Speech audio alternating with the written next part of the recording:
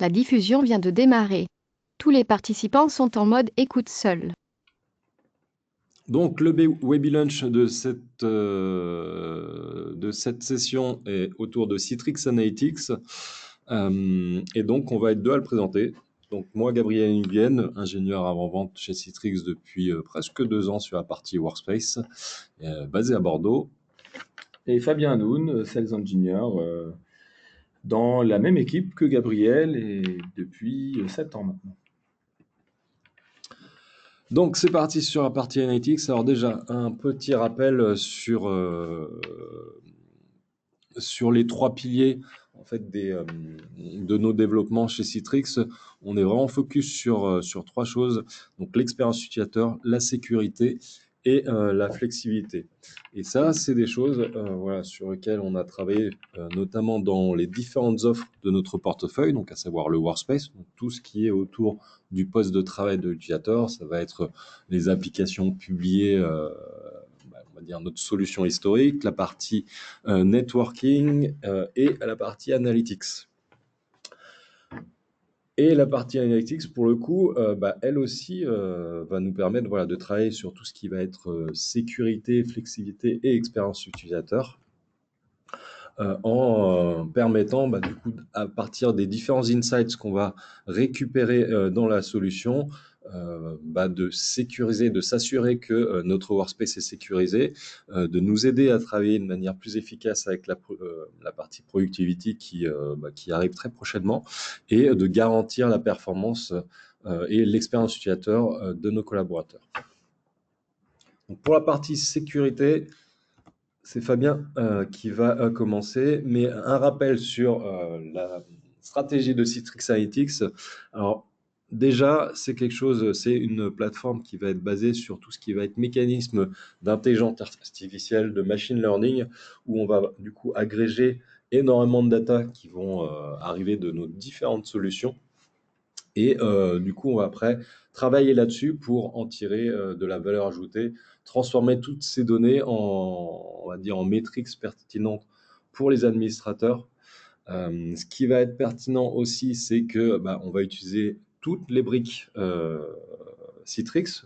Ça va être toutes les briques Workspace, Virtual App and Desktop, Endpoint Management, Content Collaboration, mais également toutes les briques réseau par lesquelles nos solutions vont pouvoir passer. Ça peut être la partie Gateway, par exemple. Et ce qu'il faut garder en tête, c'est que c'est un service qui est délivré par Citrix Cloud. Donc, on se base sur les services cloud pour vous fournir cette valeur ajoutée. Tout simplement aussi parce que pour traiter toutes ces données, on a quand même besoin d'infrastructures assez costauds. Et aujourd'hui, le cloud est quand même quelque chose qui va nous permettre d'adresser cette problématique. Et ce qui est important aussi de retenir, c'est que bien que ce soit une solution basée sur le cloud, on va être hybride et on va pouvoir adresser des déploiements qui sont on-prem. Alors, concernant donc effectivement la solution Analytics qui, comme on vient de le voir, se décline en plusieurs, je dirais, sous-rubriques, donc avec la performance, la productivité. On va s'intéresser particulièrement ici à la notion de sécurité. Avant de démarrer, de rentrer dans le vif du sujet par rapport à la solution en tant que telle, je pense qu'il me paraît important de faire un petit état des lieux de ce que représente aujourd'hui la cybercriminalité. Et plutôt en fait que de l'aborder d'un point de vue purement, je dirais, technique, ou de vous dire que, comme je le fais plutôt habituellement, les hackers sont de plus en plus intelligents, ils ont des méthodes de plus en plus efficaces, ils sont très très ingénieux et inventifs par rapport à la façon dont ils vont pouvoir finalement pénétrer et mettre en péril les systèmes d'information. J'ai préféré vous présenter la chose d'un point de vue purement, je dirais, numéraire, quelque chose d'assez chiffré. Le chiffre que vous voyez apparaître en gros, il est quasiment impossible à lire. Donc c'est 1 trilliard 500 000, enfin 500 millions donc de revenus qui sont générés chaque année par les cybercriminels. Alors, une fois qu'on a dit ça, on voit que c'est un chiffre qui est absolument faramineux. Mais qu'est-ce que ça veut dire concrètement? Donc, pour aider à mieux comprendre ce que ça représente en fait pour vous en tant que client ou partenaire qui travaillez avec vos clients, mais j'ai décidé de vous montrer ça d'une façon un peu plus imagée pour qu'on ait quand même un ordre d'idée de ce que ça peut représenter réellement. Ici, on a une représentation graphique de ce que représente 10 000 $. Donc 10 000 $, on s'imagine à peu près tout ce qu'on peut en faire. On peut se payer de belles vacances, faire un petit trip à Las Vegas. Bon voilà, c'est à peu près ce qu'on va pouvoir faire avec ces 10 000 $. Si maintenant on ajoute à ces 10 000 $ donc quelques briques complémentaires et qu'on arrive à 1 million de dollars, eh bien si on regarde par rapport à la représentation d'un être humain finalement, on voit à peu près où est-ce qu'on se situe. Bon, 1 million de dollars, hein, globalement, c'est une belle villa. Ça peut être à San Francisco ou dans la région parisienne, peu importe, ou dans le sud de la France, mais en tous les cas, voilà, c'est ce que ça va représenter. Ici, on est déjà à 1 milliard. 1 milliard, bon, on voit qu'on est dans des proportions déjà qui sont assez intéressantes par rapport donc à notre fameux bonhomme qui se trouve sur la gauche, et là où avant, si vous voulez, on avait un espèce de zoom sur les jambes, là on voit que déjà on commence à être dans quelque chose d'assez proportionné. Si maintenant on regarde les fameux 1,5 trilliard, je ne sais pas si vous arrivez encore à voir le petit bonhomme à gauche, mais il est tout en bas, on le voit, on le distingue à peine. Pourquoi je vous montre ça? Tout simplement parce que il faut bien comprendre que les cybercriminels, en tout cas la cybercriminalité dans son ensemble, c'est quelque chose d'absolument gigantissime, et que on ne peut pas raisonnablement imaginer qu'un homme ou une équipe de personnes au sein d'une entreprise ait les moyens de lutter efficacement contre cette manne financière qu'ils vont réinjecter dans le système systématiquement pour trouver de nouvelles façons, je dirais, d'aller, bien entendu, générer des attaques. Mais la finalité, on le voit bien ici, c'est de gagner de l'argent, d'en tirer des revenus. Donc quand on regarde comment on va se positionner et qu'est-ce qu'on va pouvoir mettre en face de ça, eh bien, souvent, on peut imaginer que ce sont donc les équipes de sécurité. Alors, pour qu'on comprenne bien l'état du business, il faut bien savoir que les cybercriminels ne vont pas s'attaquer aux équipes de sécurité. Ce qui va les intéresser, c'est le business. Donc, ils vont s'attaquer aux lignes de business. Ils vont s'attaquer, enfin, finalement, à la valeur que la société produit pour pouvoir, eux, en tirer les bénéfices.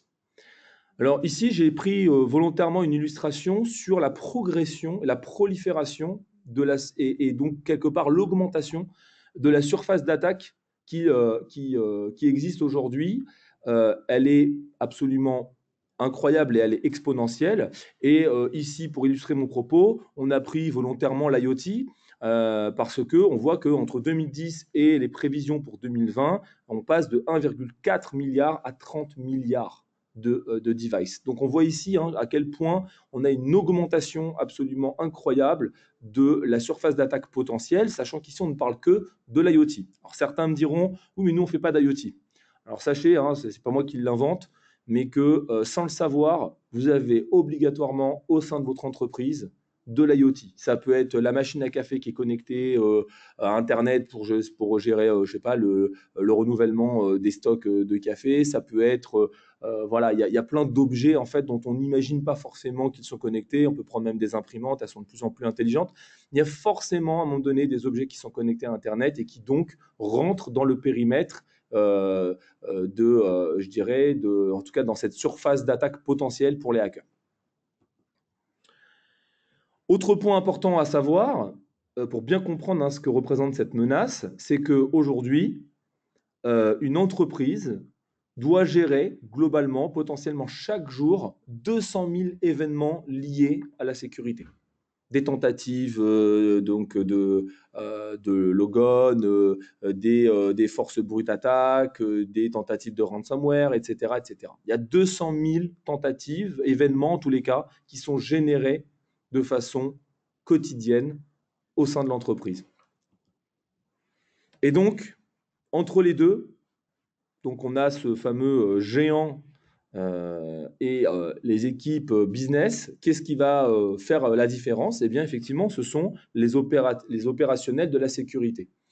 Et comment on va donc pouvoir se défendre? Alors vous me direz, bah oui, effectivement, on peut se défendre efficacement en mettant les bonnes personnes en face de ces hackers. On a vu hein, que le rapport de force est assez disproportionné.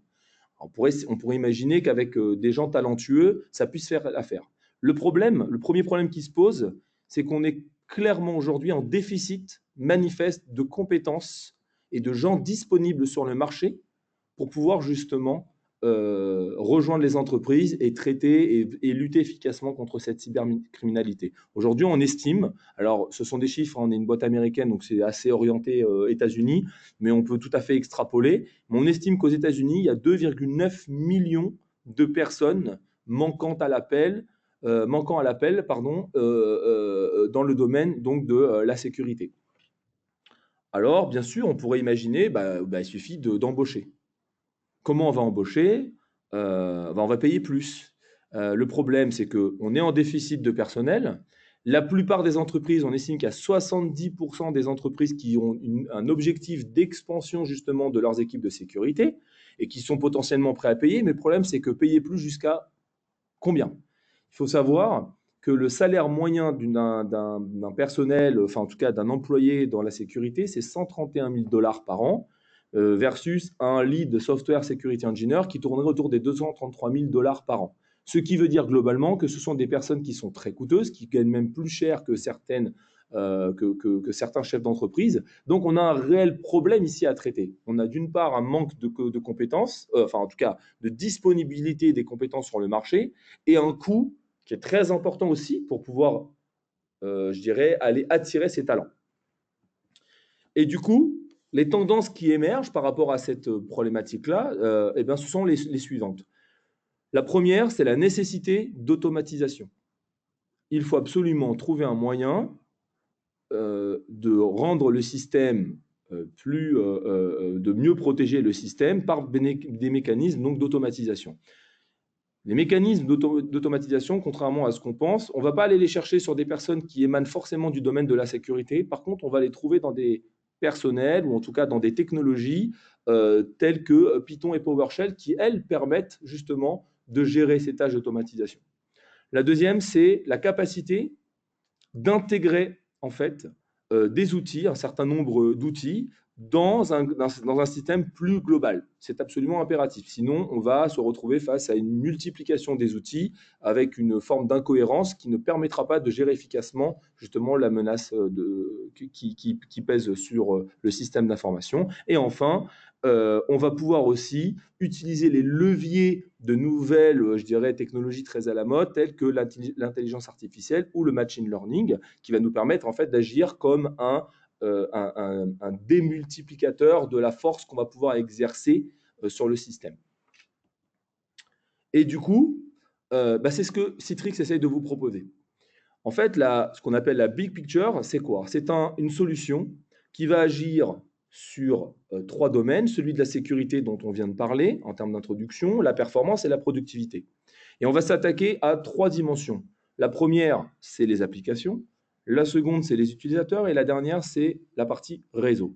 Comment va-t-on le faire? Eh bien, justement, on va utiliser, au travers des différentes tendances que je viens d'exposer, notamment l'intelligence artificielle et le machine learning, qui vont nous permettre de démultiplier nos forces. Puisqu'on est en carence de personnel et d'équipes qui sont en capacité de tout gérer, une personne ne peut pas raisonnablement, vu la multiplication du nombre d'applications, de périphériques, être en capacité de gérer le flux d'informations et le flux d'attaques, comme on l'a vu, 200 000 par jour. C'est quasiment impossible pour un être humain normalement constitué. Ce qui est intéressant avec la solution analytics, et Gabriel l'a rappelé brièvement, c'est qu'on va pouvoir, nous, agir au niveau de toutes les composantes de ce qu'on appelle plus généralement le workspace, mais même au-delà. C'est-à-dire qu'on va pouvoir justement s'intégrer dans des systèmes d'information beaucoup plus larges que ceux qui sont couverts naturellement par les solutions Citrix, à savoir Citrix Virtual App and Desktop, le Endpoint Management, donc pour tout ce qui va être gestion des périphériques, la partie content de collaboration, donc pour tout ce qui va être data en fin de compte, et la partie réseau. Alors comment ça fonctionne et quelle est, je dirais, la singularité de la solution? Eh bien, en fait, on va travailler sur, je dirais, à 3 niveaux et 3 étapes. La première, c'est ce qu'on appelle donc le sense. C'est en gros la collecte d'informations avec une solution clé en main et qui va nous permettre de réaliser cette collecte et de traiter l'information sur la base du comportement et du contexte de l'utilisateur. La deuxième, ça va être l'analyse de ces informations. Et cette analyse va se faire au travers d'une corrélation entre justement les différents points de vue, je dirais, de notre environnement, à savoir donc, comme j'exposais juste dans la slide précédente, les applications publiées, la partie contenu, la partie endpoint management et la partie network. Et bien entendu, on va y appliquer des modèles avec donc des algorithmes intelligents basés notamment donc sur le machine learning. Et enfin, il va falloir qu'on apporte à cela une réponse une fois qu'on aura fait l'analyse. Et cette réponse-là, elle va pouvoir être donnée au travers de systèmes autonomes. Et donc, on va pouvoir déclencher automatiquement des actions en fonction justement du comportement qui aura été détecté et qui sera donc potentiellement déviant par rapport à la norme acceptée. Et bien sûr, on pourra s'appuyer également sur un certain nombre de politiques de contrôle, de sécurité très granulaires qui pourront être déclenchées de façon automatique ou même manuelle selon les seuils que vous aurez potentiellement retenus. De façon donc plus globale, on voit ici une image qui nous décrit bien en fait ce procédé. Et ce qu'il faut essentiellement retenir, c'est qu'on va pouvoir intervenir en temps réel pour protéger les applications et les données, mais toujours avec un focus sur le comportement de l'utilisateur. Pourquoi? Parce que l'utilisateur est finalement, je dirais, le maillon faible du système. On ne veut pas construire, comme on a pu le faire par le passé, un périmètre sécurisé autour du système d'information. On veut au contraire se concentrer sur le comportement de l'utilisateur qui représente justement le point d'attaque le plus privilégié par les hackers. Alors, on retrouve donc à l'extrême gauche l'ensemble des solutions, je dirais, un petit peu du portfolio Citrix et même au-delà, donc ce qui va constituer le workspace. On va retrouver les différentes catégories et comportements des utilisateurs qu'on a, nous, donc déclinés au travers de l'accès, le contenu, les applications et le réseau. Ensuite, on va passer tout ça à la moulinette donc des modèles de machine learning et des différents de la classification des profils pour, en fin de compte, en obtenir ce qu'on appelle un risk scoring. Quelle est la nature de ce risk scoring? C'est tout simplement le fait de pouvoir mettre un poids à un utilisateur donné fonction de son comportement et du contexte d'exécution. J'illustrerai mon propos un tout petit peu plus tard pour étayer cela. Et enfin, on va pouvoir générer donc des notifications et des politiques, des stratégies de contrôle qu'on va pouvoir classifier en faible, médium ou élevé.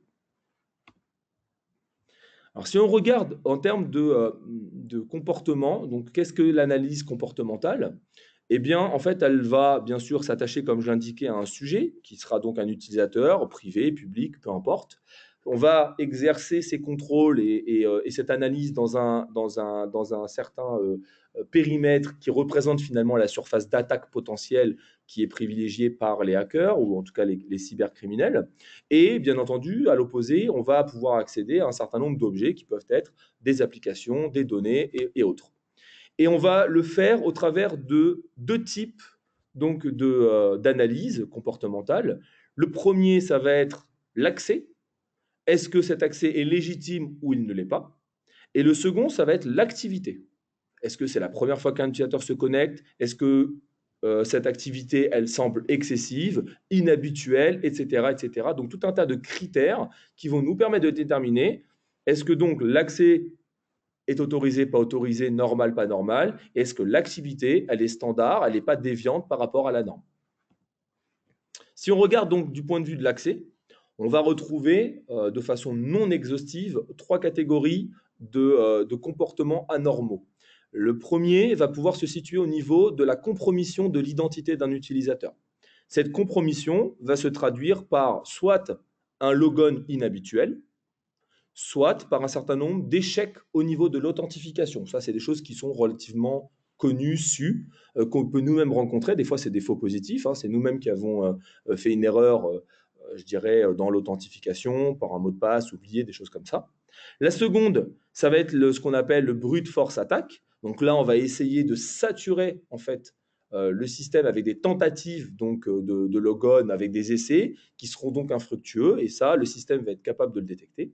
Et enfin, au niveau du endpoint, donc là, on va, de façon générale, on va parler du périphérique d'accès. On pourra établir via des scans un certain nombre d'échecs également, mais aussi détecter qu'un périphérique n'est pas conforme à la politique de l'entreprise parce que, typiquement, son device serait donc routé. Ensuite, si on regarde au niveau de l'activité, on va avoir également 3 catégories. On va avoir l'exfiltration des données. Donc là, c'est un accès excessif à des fichiers potentiellement identifiés comme sensibles, ou tout simplement le fait de downloader, de télécharger de façon excessive, ou pas d'ailleurs, des informations sur un drive local. Deuxième point, ce sera au niveau des accès web. Donc là, on va identifier le risque que cela représente, par exemple, une tentative d'accès à une URL qui est blacklistée, ou alors tout simplement un site qui a été identifié comme potentiellement dangereux, et donc une tentative d'accès à ce site va déclencher un certain nombre d'alertes. Et enfin, celui qu'on connaît parce que c'est celui qui aujourd'hui justement est privilégié par les hackers parce qu'il est source de revenus importants, les fameux ransomware. Donc là, une activité qui va consister à soit effacer un certain nombre de fichiers en quantité relativement importante, ou alors bloquer l'accès à ce fichier-là en contrepartie donc d'une somme d'argent qui sera exigée. Et donc là, si on voit que par exemple des fichiers sont renommés, ça, c'est quelque chose qui est très suspicieux, et donc le système va devoir réagir en temps réel par rapport à cette menace. Donc finalement, pour conclure, je n'ai pas voulu être forcément technique par rapport à la solution, mais plutôt expliquer quels sont les enjeux et ce que la solution peut vraiment apporter en termes je dirais, de lutte efficace contre le risque et de capacité à gérer la menace sans pour autant avoir des ressources extensibles. Eh bien, c'est en fin de compte ce qui va différencier un comportement normal d'un comportement anormal. Eh bien, c'est tout simplement le contexte. Tout à l'heure, je parlais de scoring au niveau du risque. Je vais illustrer mon propos pour expliquer justement comment va intervenir le contexte et donc la définition d'un comportement normal ou anormal. Vous prenez une employée lambda qui arrive tous les matins à 8 heures, qui se connecte donc depuis le siège de la société, je ne sais pas, par exemple à Paris, et qui va donc se connecter via l'ordinateur ou le laptop qui lui est mis à disposition. Donc là, on va être dans un contexte où cette personne-là, ce profil-là est bien identifié. On sait qu'elle arrive régulièrement à la même heure, qu'elle accède au même type d'informations depuis le même type de périphérique. Si demain, cette même personne venait à se connecter, je ne sais pas, dans des horaires qui ne seraient pas les horaires habituels, venait à accéder à des applications auxquelles elle n'a pas forcément accès d'ordinaire, ou en tout cas qui ne l'intéressent pas, et typiquement, alors je forcifie bien sûr le trait, à downloader des quantités très importantes d'informations et notamment des fichiers sensibles, le système que je viens de décrire va se mettre en branle et va tout simplement mettre un score très important en termes de risque à ce profil utilisateur-là. Alors là, c'est une illustration que je vous fais sur un accès, mais ça peut se répéter de façon beaucoup plus sporadique, de façon beaucoup plus intelligente, je dirais. Et à ce moment-là, à chaque fois, on va incrémenter le risque de cet utilisateur-là. Et dans le système, eh bien, le poids du risque va être relativement élevé. Et en fonction de ce poids-là, eh bien, le système, de façon automatique, via les algorithmes ou via les seuils qui ont été définis, pourra agir pour tout simplement bloquer. Ça peut être bloquer l'accès, ça peut être empêcher l'accès au fichier, ça peut être tout simplement révoquer le périphérique, etc., etc. Et donc, c'est de cette façon-là qu'on va pouvoir garantir efficacement je dirais, la sécurité dans sa globalité, donc du système d'information. Je terminerai par là en vous donnant, je ne vais pas tous les décrire évidemment, mais ici, on va avoir justement tous les types d'informations en fonction des différentes briques qui constituent le workspace, les différents insights, risk insights qu'on peut obtenir. Donc, on en a décrit quelques-uns, typiquement le unusual logon access. On va retrouver le unusual device pour la partie virtual app and desktop, le jailbroken rooted device pour les applications mobiles, etc., etc. Donc, vous avez ici une liste je pense, qui est non exhaustive. Et si vous avez besoin de plus d'informations par rapport à ça, vous pouvez les retrouver dans de la documentation sur le lien qui est donc en bas à droite. Et je rends donc la main à mon ami Gabriel. Donc, merci Fabien. Donc avant de passer sur la partie performance d'Analytics, je vais juste vous montrer un petit peu à quoi ça ressemble.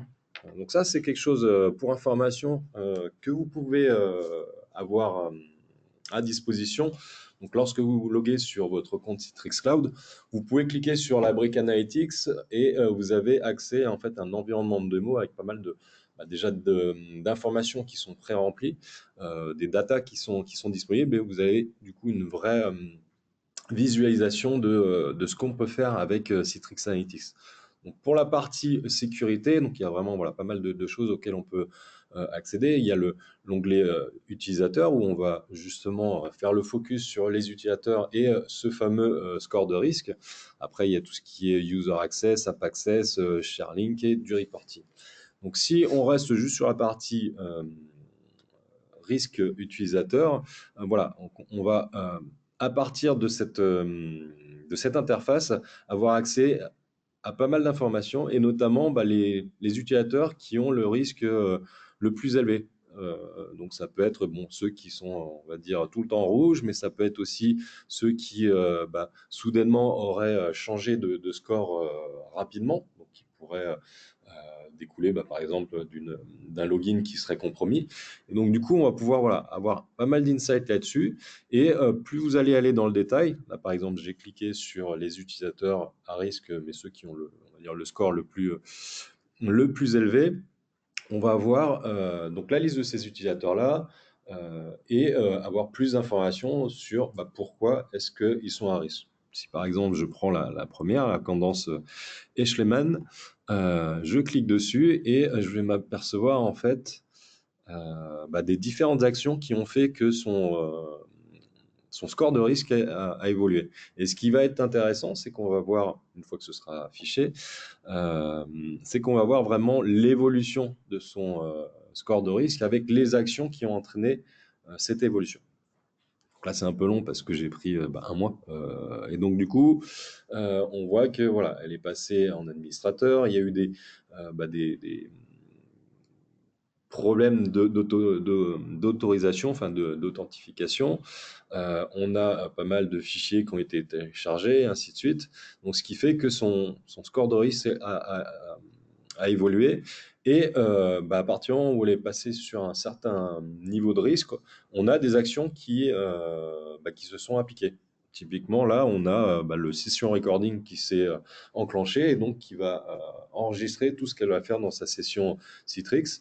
Et donc, vous voyez que voilà, on va aller voir un petit peu partout. Donc là, ça va être attempt to access blacklist URL. Donc, elle va accéder à certains sites qui sont dans nos blacklists. Elle télécharge beaucoup de fichiers et puis elle va accéder à d'autres sites. Enfin voilà, on est vraiment sur tout le scope d'actions qu'un utilisateur peut faire dans le workspace. Et donc, suivant tout ça, on va mettre en place des actions et avoir on va dire la visualisation de ces comportements à risque. Après, si jamais, par exemple, vous avez un utilisateur, vous voyez, qui fait des choses qui ne sont pas forcément, on va dire, très catholiques, entre guillemets, on a la possibilité aussi, par exemple, de les rajouter dans certaines watchlists, donc avoir vraiment un focus sur certains utilisateurs. Et puis, du coup, on a la possibilité de faire pas mal de déclencher aussi pas mal d'actions si, par exemple, c'est pas quelque chose qui aurait été configuré de manière automatique. Donc voilà pour la partie rapide overview de la partie sécurité. Je vous le rappelle, c'est quelque chose auquel vous pouvez accéder vous-même, donc ça peut être pertinent pour regarder par vous-même. Donc la partie performance de Citrix Analytics, alors aujourd'hui, c'est vraiment focus sur Citrix Virtual App and Desktop. Donc il va y avoir des évolutions de la solution pour adresser les autres composants du workspace de Citrix, mais aujourd'hui, on est vraiment principalement sur la partie Citrix Virtual App and Desktop. Alors pourquoi ça? Tout simplement parce que même si on a énormément d'outils qui sont disponibles via Director, via Studio, via les logs qu'on peut récupérer aussi au niveau de toute la partie gateway, Généralement, c'est un peu compliqué d'aller chercher les bonnes informations et de les corréler ensemble. Donc du coup, côté performance analytics, déjà, on va avoir la possibilité d'agréger différents sites et de faire du reporting. C'est-à-dire que on va, à partir de la solution, être en mesure d'adresser des sites Citrix Virtual App and Desktop Service, donc où vous avez toute l'infrastructure qui est dans le cloud. Donc, ça tombe bien, le site service Analytics est lui aussi dans le cloud, donc on va pouvoir partager les données et y accéder assez facilement. Mais ce qui va être aussi intéressant, c'est qu'on va également pouvoir adresser des sites que vous avez déployés on-prem. C'est-à-dire que votre déploiement, par exemple, historique que vous aviez chez vous, on va pouvoir aller taper les données qui sont dans Director et du coup les agréger avec d'autres sites que vous aurez on-prem, les agréger avec votre site service Virtual App and Desktop et du coup avoir à partir de la même console une visu consolidée. C'est-à-dire qu'aujourd'hui, euh, si par exemple vous avez une infra director et que vous avez plusieurs sites Citrix Virtual App and Desktop, vous avez la possibilité de faire le monitoring sur plusieurs sites Virtual App and Desktop. Par contre, vous devez choisir lequel vous allez adresser lorsque vous allez utiliser Director. Là, avec Analytics, on va vraiment avoir la visu sur euh, tous vos sites potentiellement. Puis après, bien sûr, vous allez pouvoir filtrer par, euh, par environnement. Du coup, je vais vous le montrer assez rapidement. Donc là, voilà, vous êtes on passe sur l'onglet performance.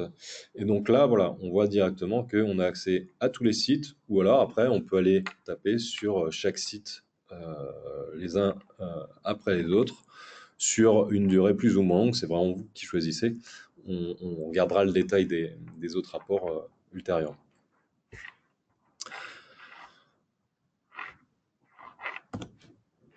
Autre point intéressant, donc tout à l'heure on a parlé dans la partie sécurité d'un score de risque de l'utilisateur. Côté performance analytics, ce qui va nous importer, c'est notamment de garantir l'expérience utilisateur des collaborateurs. Et donc on a un score d'expérience utilisateur. Alors ça, pourquoi c'est pertinent? C'est que généralement, lorsque vous utilisez les solutions Citrix, euh, bah, on n'a pas ou très peu la possibilité d'avoir une visibilité sur l'expérience utilisateur d'un collaborateur. C'est-à-dire que bon, il y a des métriques qui existent, hein, le ICRTT qui existe depuis Etchite et les versions Xenap, je crois que c'était Xenap 6.0. Donc voilà, c'est quelque chose qui existe depuis pas mal de temps. Par contre, c'est quelque chose qui n'est pas forcément utilisé par tout le monde, qui n'est pas forcément connu par tout le monde et qui parfois peut être difficile à interpréter. Autre chose, c'est que lorsque vous demandez à quelqu'un, à un utilisateur, bon, toi, comment ça se passe dans ta session Citrix? Il y en a un qui va dire, ah ouais, moi c'est nickel. Il y en a un autre qui va dire, ah non, moi c'est vraiment pourri, ça marche pas du tout. Il y en a un autre qui va dire, bah ouais, ça va, des fois ça va, des fois ça va pas. Donc c'est vraiment très subjectif. Et donc l'idée de ce score d'expérience utilisateur, c'est de quantifier de manière vraiment précise cette expérience utilisateur en se basant sur des métriques qu'on a dans nos différents produits. Donc on va se baser sur 4 critères. Donc le premier, c'est la latence, c'est-à-dire à partir du moment où par exemple mon utilisateur va taper sur le clavier, combien de temps ça met pour s'afficher sur l'écran. On va également se baser sur le temps d'ouverture de session, puisque clairement, ça fait partie de l'expérience utilisateur. Si votre collaborateur, quand il arrive le matin, il lance sa session et ça met 5 minutes, c'est vrai que c'est pas forcément la meilleure expérience qu'on puisse proposer à nos utilisateurs. Est-ce qu'il a pu ouvrir sa session? C'est déjà une autre chose, hein. Si on ne peut pas ouvrir une session, on clique et à chaque fois que vous avez une erreur, ça peut irriter l'utilisateur. Et puis après, est-ce qu'on a des reconnexions? Voilà, un autre facteur qui peut irriter les utilisateurs. Donc à partir de ces différents critères, derrière, on va du coup mouliner un score d'expérience utilisateur pour savoir lesquels ont une très bonne expérience utilisateur, lesquels ont une expérience utilisateur moyenne et lesquels ont vraiment une mauvaise expérience utilisateur. Et ça va être pertinent parce que du coup, comme on a accès à ce score d'expérience utilisateur, on va être en mesure d'aller chercher rapidement ceux qui ont des vrais problèmes, c'est-à-dire ceux qui sont en score pour. On va vraiment avoir la possibilité de filtrer sur ces utilisateurs et du coup, derrière, aller un peu plus loin dans le troubleshooting.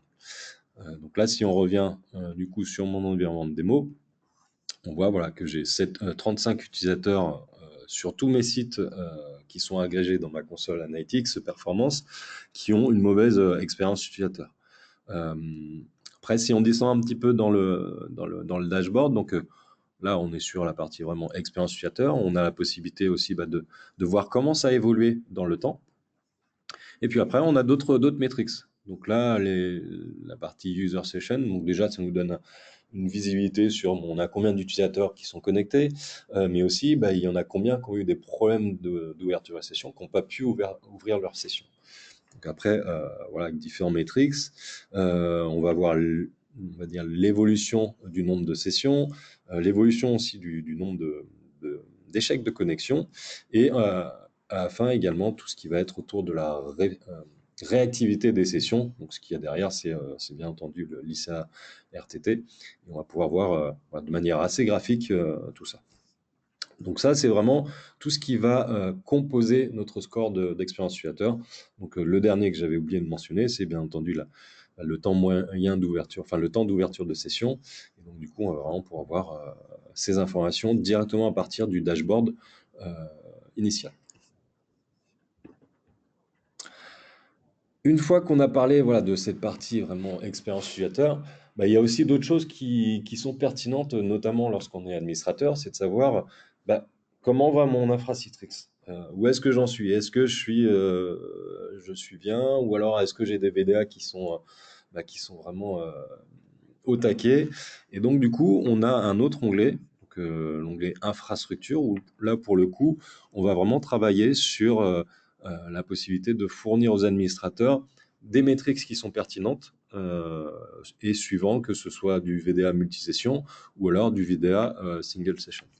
Donc là, si on tourne sur mon environnement de démo, donc si je suis sur des VDA multisession, ce qui va être important pour moi, ça va être de savoir est-ce qu'ils sont chargés ou pas. Et donc du coup, on va avoir ce type de métriques. Et on va voir, j'ai des VDA qui sont, j'en ai 3 par exemple à midi, à minuit, pardon, qui étaient en surcharge, et par contre, j'en avais 4 qui étaient en charge moyenne.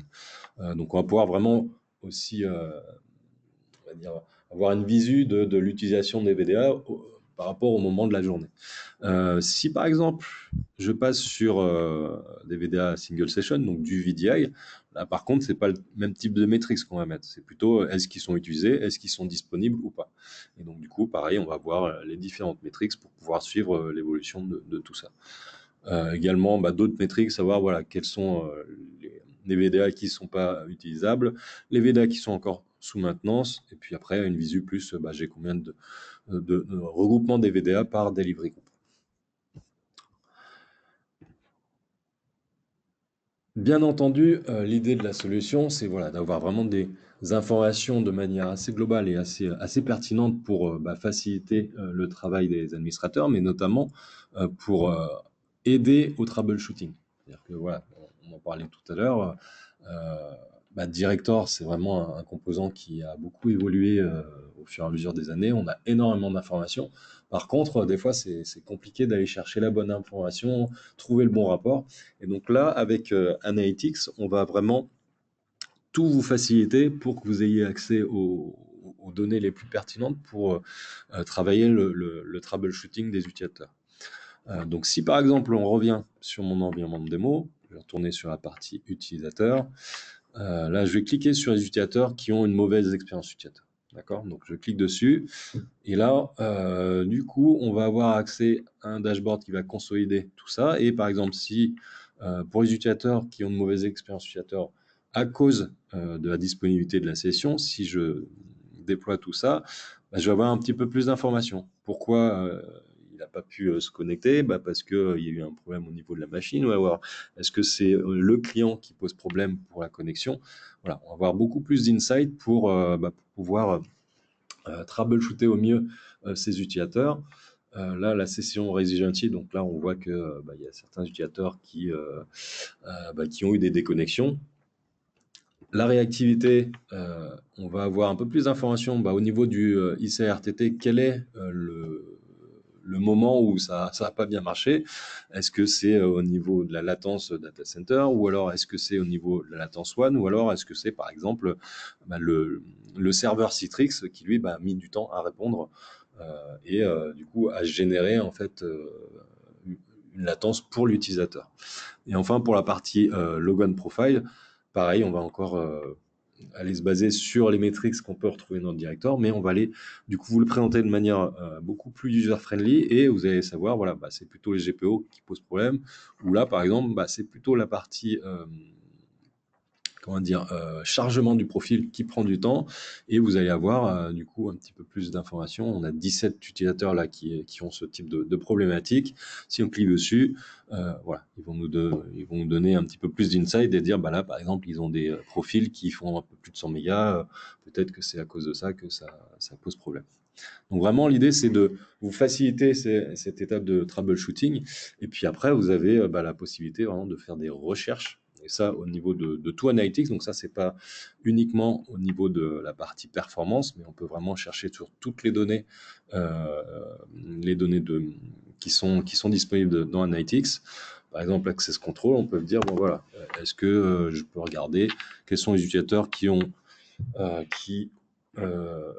accédé à Facebook, par exemple. Donc du coup, si je fais une recherche sur un mois, ça va être un petit peu long, mais on va pouvoir avoir la liste de tous ces collaborateurs qui sont allés sur Facebook, alors que c'est peut-être pas aujourd'hui la stratégie de l'entreprise de mettre à disposition Facebook. Donc voilà, donc pas mal de fonctionnalités qui vont permettre vraiment de vous faciliter la vie. Après, on peut se dire que c'est compliqué à mettre en place, et du coup pas du tout. Comme on est vraiment sur la partie Citrix Cloud Service, on a vraiment travaillé aussi sur l'ergonomie pour faciliter la mise en œuvre de la solution. Donc par exemple, lorsque vous voulez intégrer un site on-prem Virtual App and Desktop, alors il n'y a pas de nouveaux composants à déployer en plus du Cloud Connector. Il y a juste en gros à être dans la bonne version des composants Virtual App and Desktop. Donc la version minimum, c'est la 19.09. Donc bien entendu, on va vous préconiser aujourd'hui d'utiliser la 19.12, puisque c'est la dernière qui est disponible. Vous n'êtes pas forcément obligé de souscrire à une offre Citrix Workspace, puisque c'est un add-on qui est vraiment à part pour la partie performance. Et je crois que pour la partie sécurité aussi, c'est devenu un add-on à part.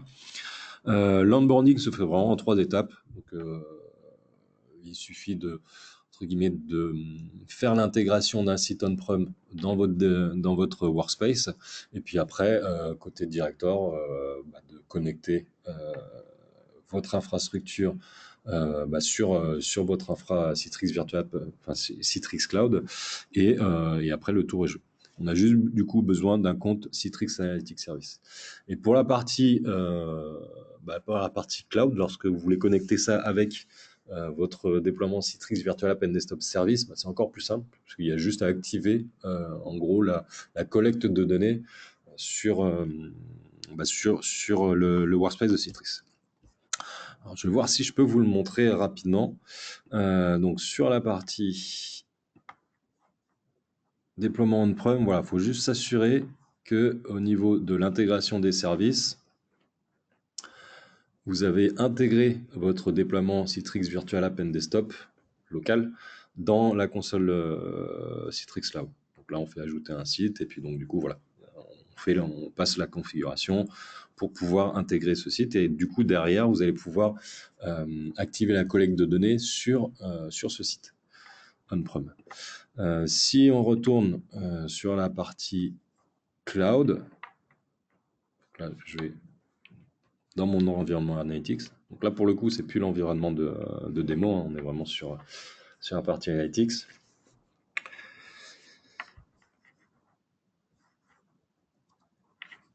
Donc le temps que ça s'affiche, vous allez voir du coup, là normalement on a un bandeau en haut qui vous fait entre guillemets la promotion de la possibilité d'accéder à cet environnement de démo. Vous pouvez faire try démo, et donc ça va vous lancer l'environnement que j'ai utilisé juste avant. Et voilà, si vous voulez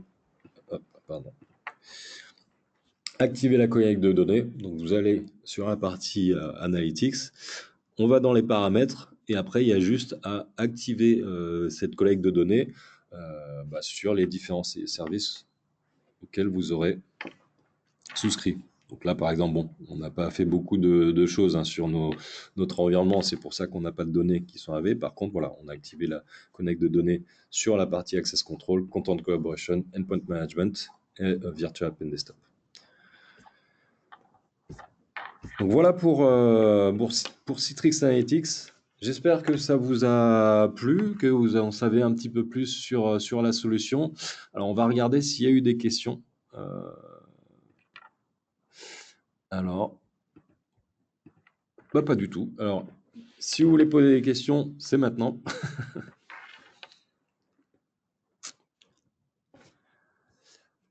Sinon, écoutez, puisque ça a l'air d'être OK, n'hésitez pas à nous contacter par mail si vous avez besoin de quelques précisions. On va vous envoyer de toute façon un questionnaire de satisfaction pour savoir si ça vous a plu, qu'est-ce qu'on aurait pu améliorer, mais aussi, surtout, qu'est-ce qui vous intéresserait pour les prochains Webilunch. Donc, n'hésitez pas à les remplir, sachant que normalement, à la fin de ce questionnaire, on vous donne le lien de téléchargement vers les présentations.